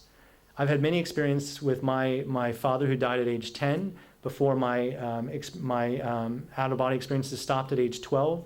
My stepfather died at age 23 when I started having these experiences at age 35. I met him on another level reality. It was a very powerful experience. You know, I remember going down to my lounge to practice after about 6 hours of sleep. I woke up from my bed, went to the lounge, was in my reclining chair, and after about an hour of practice, I could suddenly see through my eye mask, so my clairvoyance was tuned in, and then suddenly I could see this big energy construct, which reminded me of what people who have near-death experiences talk about, like an energy tunnel, but they're wormholes. But they're only, again, it's a metaphor, it's an idea, because we've been conditioned to believe that we're physical beings and we have to move from point A to point B with movement. And I think although that energy construct of that energy tunnel was very real to my mind, I think it was just a projection because that's what I was conditioned with, was movement. I need to move from A to B. But I've learned through my out-of-body experiences, you can instantly move from one point to another without that in-between state, because these are all states of the mind. So on this occasion, I was suddenly standing in a beautiful green field, and my stepfather was standing there. And he started moving towards me. And suddenly, him and I, we didn't have the best relationship. He married my mother when I was 13, I think he was. And I never got on with him very well. I never really gave him much of a chance. I was a bit of a jerk at that age. And he died without being able to sort of make amends and say sorry. And I always wished, that I had that opportunity. And suddenly I was presented with that opportunity. And as he was walking towards me, he looked a little bit younger than when he left this reality, which I find interesting in itself. Kind of like our Facebook, profile picture. It's usually a few years younger than what we are now. But it was because in these thought-responsive environments of the astral, we're not locked into the rule sets of the physics of this reality. Things are much more adaptable and changeable, and people do augment their looks very effortlessly. And he reverted sort of downwards in age to his more sort of the prime of his life. And so there was all these images flashing through my mind of all the experiences that I remember as a childhood where him and I had all this friction. And his heart center was just ablaze. And I remember, I can still feel it now. It was so powerful that it opened up my energy field even more. And he then embraced me and he hugged me. And it felt as if all that karma was being burned in a moment because of the mercy that he was showing me, the compassion he was showing me. And it almost gave me permission to do the same thing unconsciously. I just opened to the experience completely, and all that karma was being burned through our mercy and our compassion for each other. And I remember he finally moved away, and he sort of gave me this little cosmic wink, and off he went back to wherever he lived. And I've since visited him several times since then. But these kind of experiences are regular for out-of-body explorers. Okay, I want to take you deeper down the rabbit hole. False awakening after false awakening.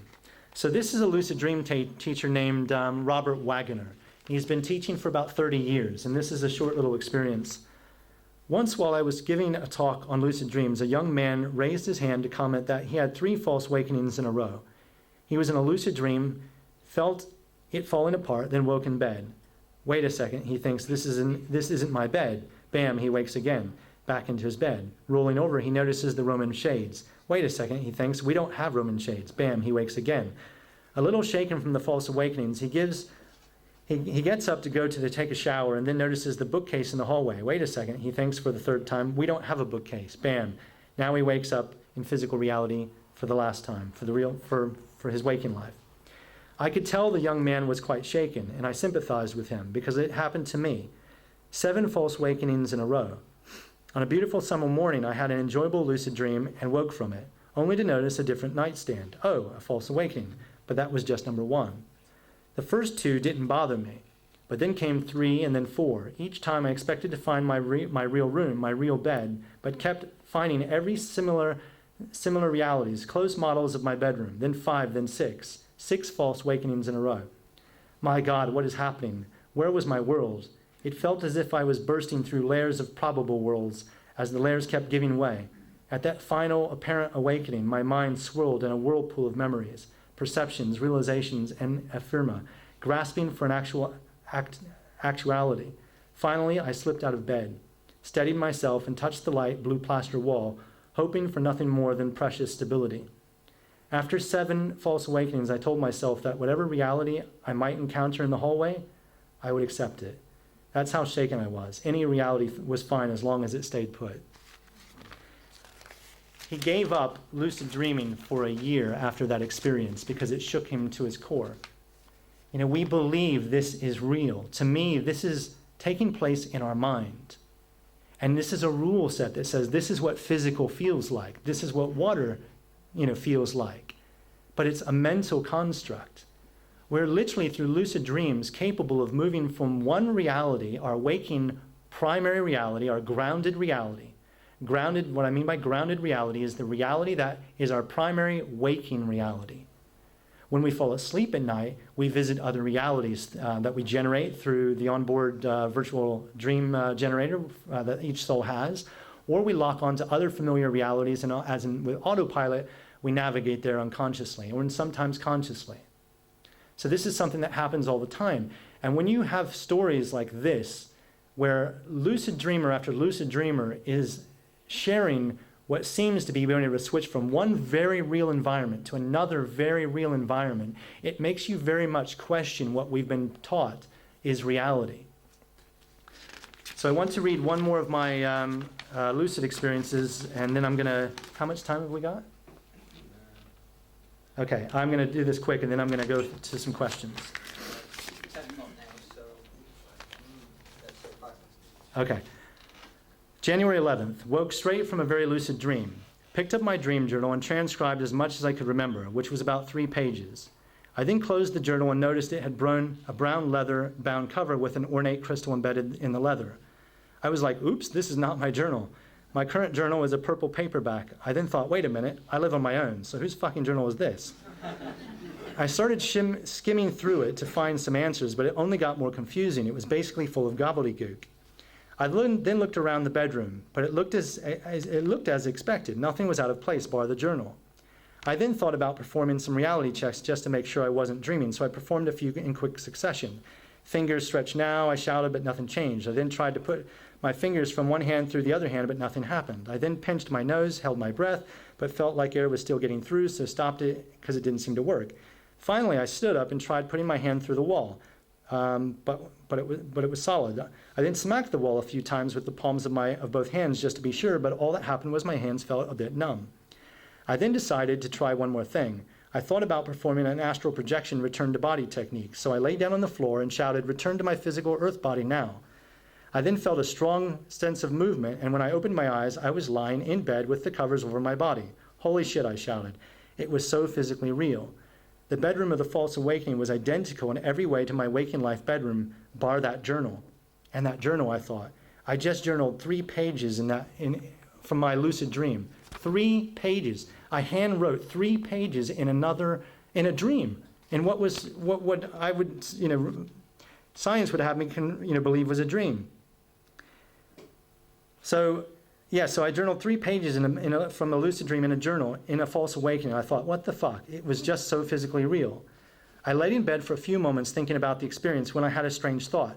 What if the journal belonged to a parallel Todd in a parallel world, in a parallel dimension of reality? Did I just briefly take over his body? Is he going to read through the journal later and wonder, what the fuck? Who wrote in my journal? Musing on this thought and its implications for a few minutes, I decided it was time to get up and get on with my day. So I stood up, walked to the bathroom, went to pull the cord to turn on the light, and my hand passed straight through it. I tried pulling it a few more times without success before realizing I was still not back in my body. Shit. I walked back into the bedroom to see if I was back in the bedroom with the strange journal from the preceding false awakening, but it wasn't there. So I assumed I was either out of body in another earth plane, near the earth plane, in a parallel reality, or in a very high fidelity dream state. I walked around what was the perfect replica of my flat for a short while before trying to walk through a wall to go outside, but phase shift back into what I'm sure is now, well, I'm kind of doubting is my grounded reality, as I write in my purple paperback journal. So I phased between 4 potential separate realities in the space of minutes, waking from the original lucid dream to the reality of the room that had, everything was identical except for the journal, and then phase shifted back into my room, got up, walked to the bathroom, my hand went through the cord. That is a very good sign of an out-of-body state of consciousness. Eventually walked through a wall that then brought me back to my physical body for the last time. 4 separate reality spaces, all as physically real as the other within the span of minutes. You know, this stuff gets crazy.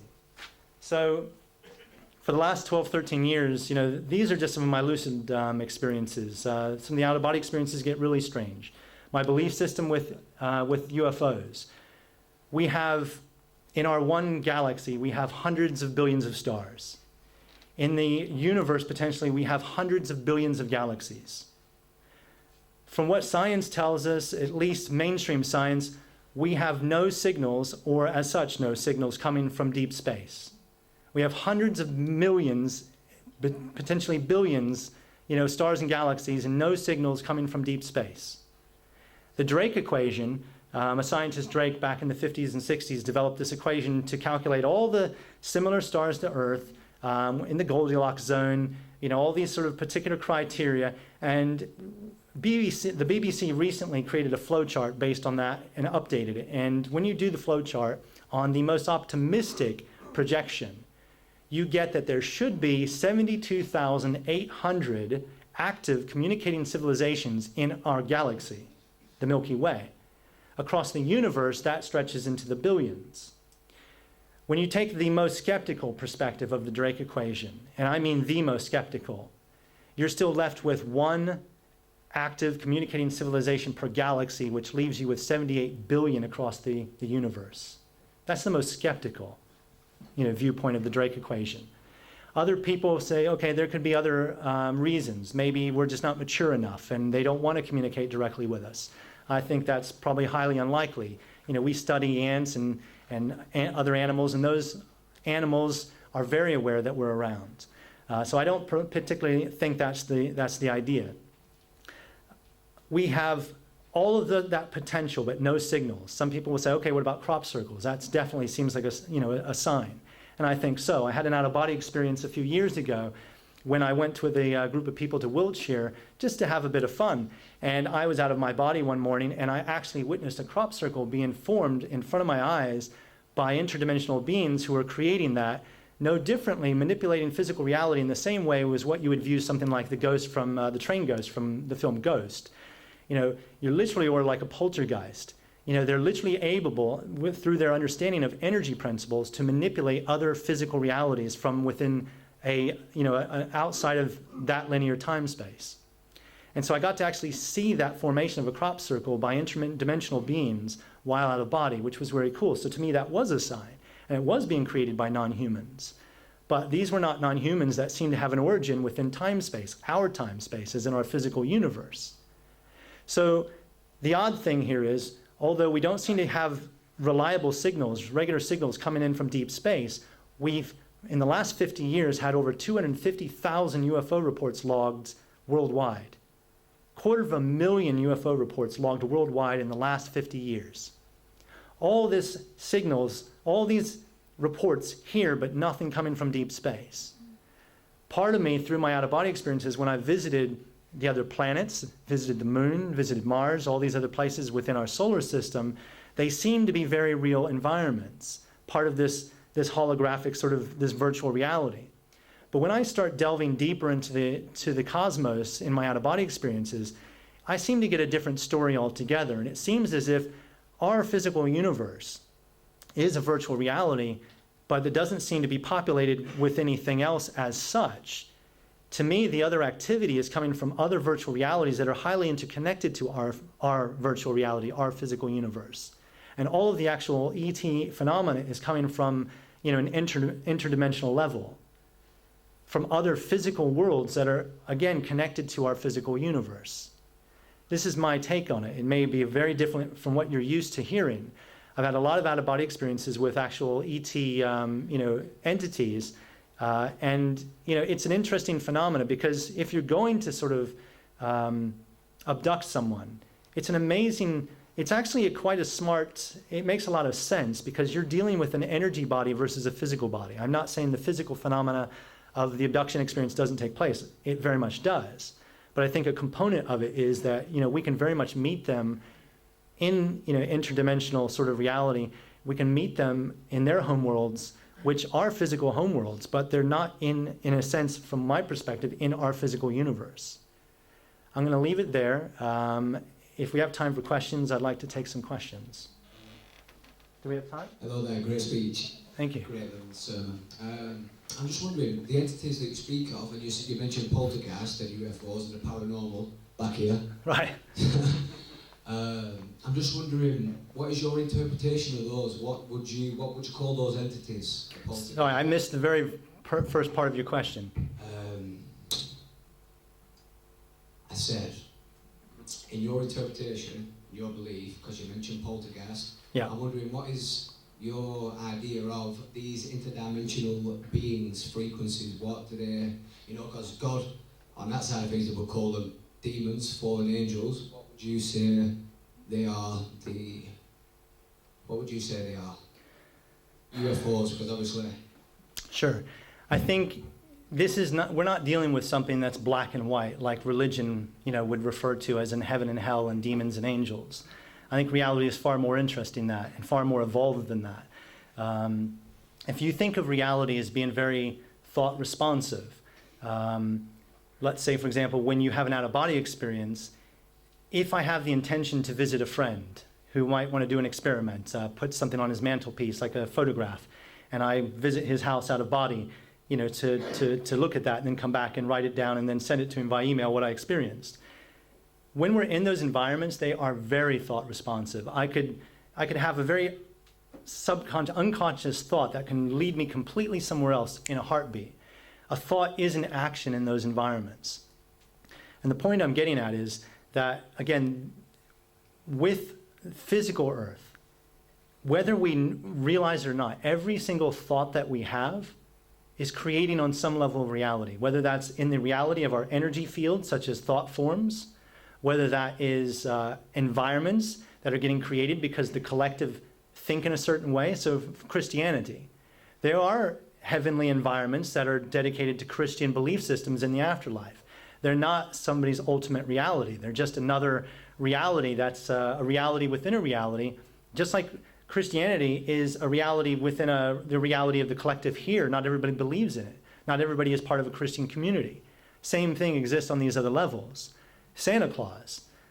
Okay, Santa Claus doesn't obey the law of physics of this reality. So it's a metaphor, it's an idea. We physically get gifts and we do stuff. But on other levels, Santa Claus is the North Pole, the Lapland, is a very real place because it's thought responsive. All of our thoughts are creating somewhere. If you have a collective, you have 800 million Christians, whatever it is, the number, who believe in this. They're creating realities outside of this particular time space. With regards to ET and how that fits into it, the astral planes, as an example, is an ancient dimension of reality compared to this particular one. There is probably, humanity-wise, and other human beings that have transitioned from this level or have never come into this level. There's probably, without taking a census, just a guess, somewhere between 80 and 100 billion beings existing in what we refer to as the astral planes, which is, a big dimensional environment with subplane after subplane after subplane, and all these different territories that exist in that. Something created that. Something created this. We're dealing with very advanced souls, and some of these souls would be these non-human, entities that we refer to as the grays, or whatever else that we talk about in our circles or that we've experienced. These are just very advanced beings. You can call them demons, you can call them angels. These are labels that we've given them from a human perspective. I once met a gray, while out of body, which was very advanced, and he was actually human before he was gray. I was dealing with a consciousness that had developed through the Earth system, it grew up here in a sense. It graduated this, eventually left this virtual reality system of this human system and went exploring elsewhere, and then locked on to another virtual reality, which would be called the Greys, and it started to develop through that system, through incarnate form. Sometimes you're dealing with yourself with regards to things like guides. When we say, I feel my guides around me.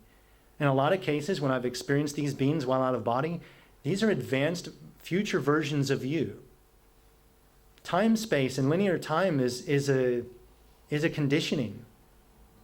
When we're not in this time, this time domain, and we enter the time domain of the astral, it's different.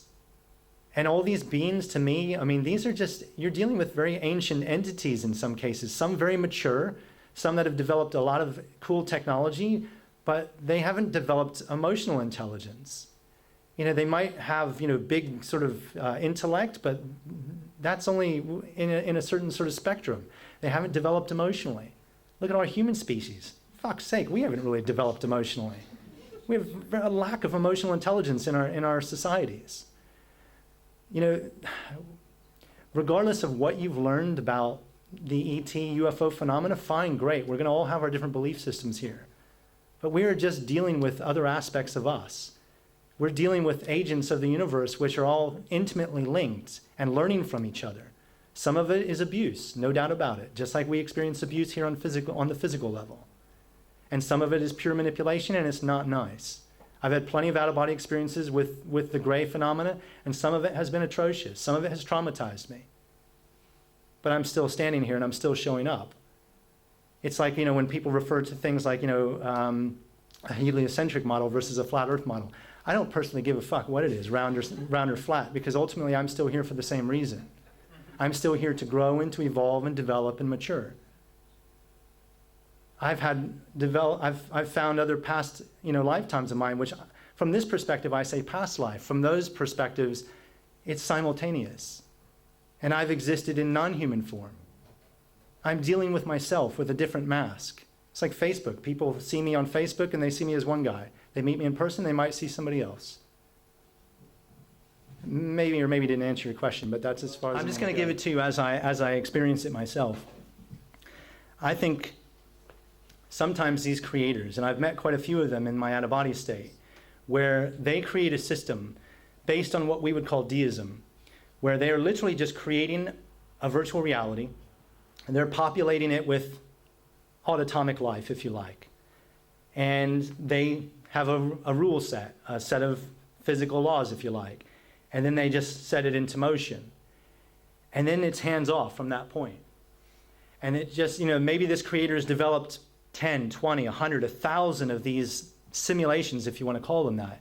And at some points, like our science would talk about, with symmetries being broke. I'm not a scientist, so this stuff is, alien talk to me. But at some point, something happens where consciousness evolves. I think consciousness is everywhere. Consciousness is everything. But, that awareness develops. And you get sentient beings. So I think in some of the reality systems, a soul is born within a virtual reality. I think in some souls are born in other systems, and then they interact in other systems. They grow, they evolve, they advance, they move on. They get to a point of being very developed, and they start building their own stuff. To me, I honestly think that we're dealing with trillions of realities within a multidimensional universe, and it could be multiverses. Even science recently, there's been a few articles where science feels they might have found the very first observable information that suggests that we are living in a simulated reality. A projection from an event horizon at the edge of our reality. That's nothing new to the sages of old, the Vedic, things like that, or to out-of-body explorers like me. It's nothing new. But it's nice to see there's a medium to where science and spirituality is finally able to start to meet. New physics is a very interesting, field. Can we get another question? Do you think it's interesting the way the word God has been used to keep a lot of knowledge away from people, especially spiritual knowledge, away from people? I think there's been a lot of religious abuse, and I think that does create a lot of control. I even see it out of body.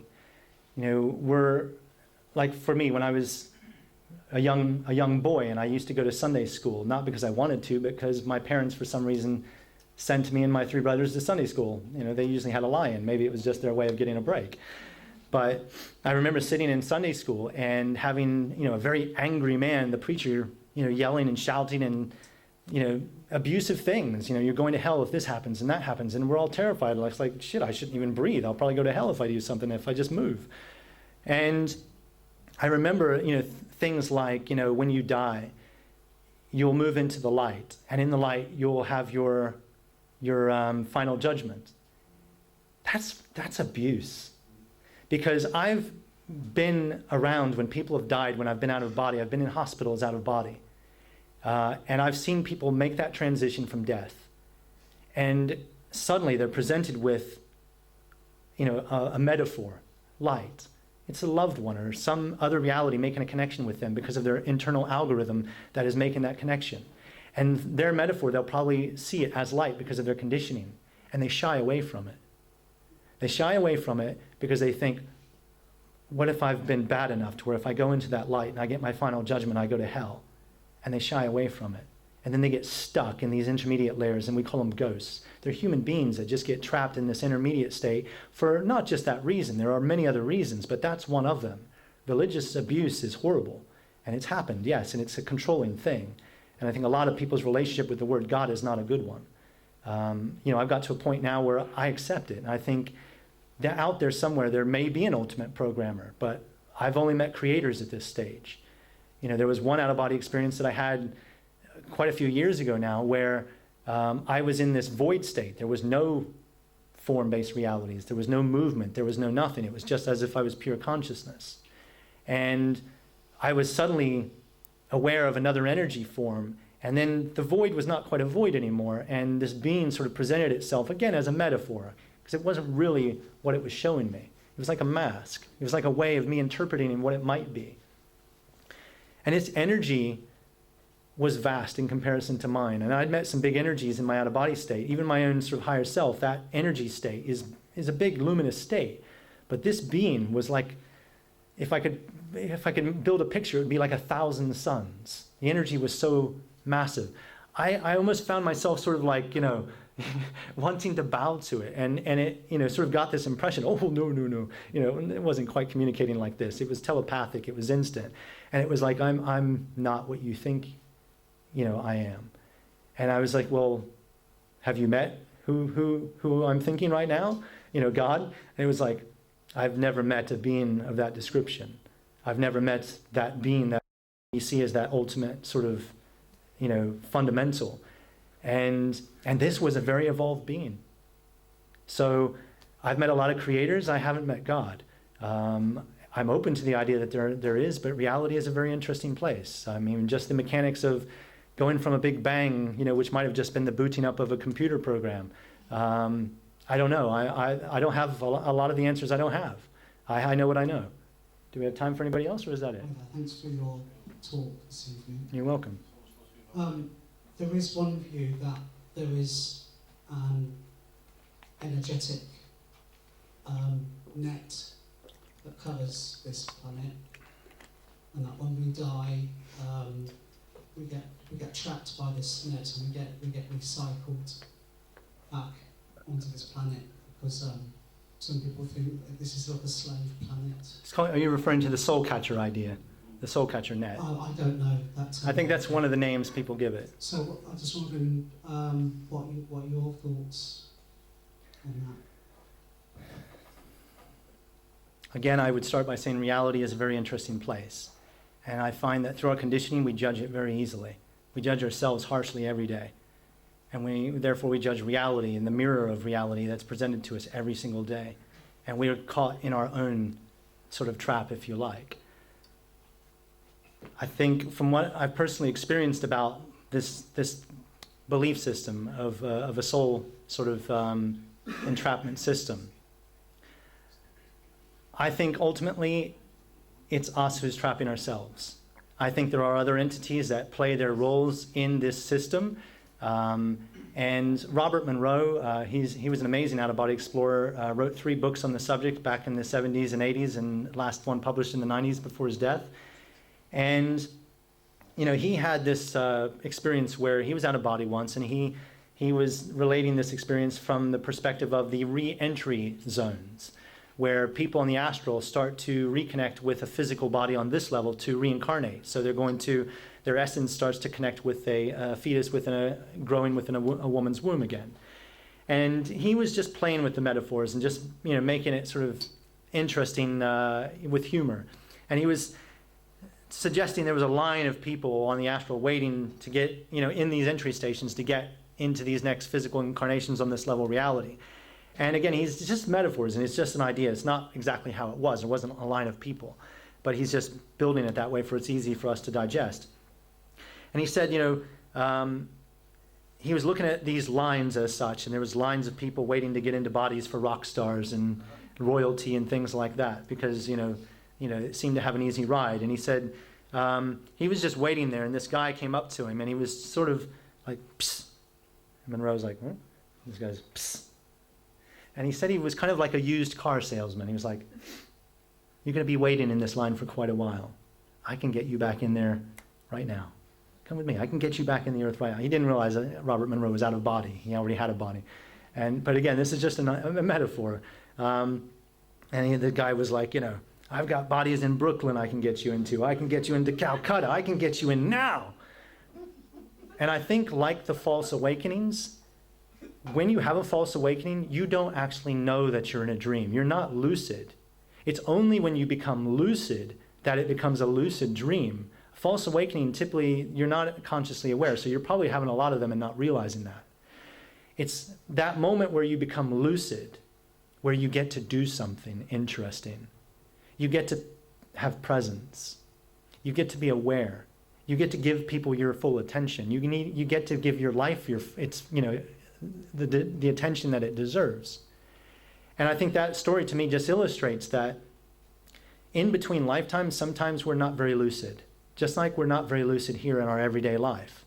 We can sometimes walk around in that second parallel reality of fear and believe that's who we are, that we're our behavior, when we're not our behavior. We're not the thoughts and the feelings that created that behavior. We're just identifying with that as that's who we are.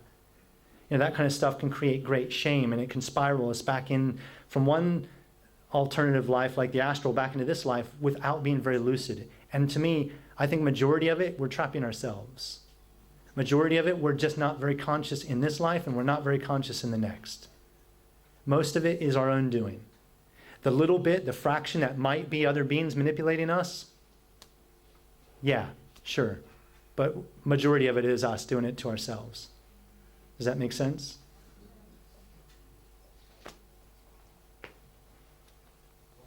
Thanks very much, Todd. Sorry about that, definitely. Very absolutely fascinating talk, bringing a lot of people in, creating a fantastic atmosphere. Thanks, mate. Thank you very much.